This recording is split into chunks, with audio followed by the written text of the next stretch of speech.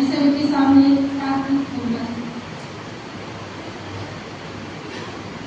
चलो ज्ञान की राह चले, नवयुग का निर्माण करें, विद्या विनय और सेवा से भारत का उत्थान करें।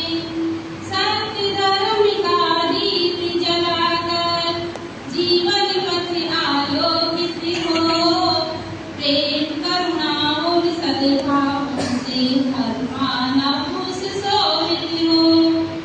संस्कृति की पावन धारा, संस्कृति की पावन धारा जन जन में संचार करे। चलो ज्ञान की राह चले, नवयुग का निर्माण करें। परिश्रम को अपना साथी, साहस को आधार बनाए, अनुशासन की शक्ति देकर हर कठिनाई दूर कराए।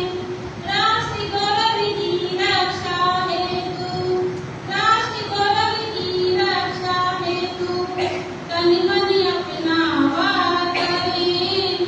चलो ज्ञान की राह चले, नवयुग का निर्माण करें। विद्या मानव महान बने, सेवा से सम्मान मिले, उज्ज्वल चरित्र और सद्गुणों से जीवन को वरदान मिले। भारत माता के चरणों में, भारत माता के चरणों में अपना जीवन अर्पण करें। चलो ज्ञान की राह चले, नवयुग का निर्माण करें। चलो ज्ञान की राह चले, नवयुग का निर्माण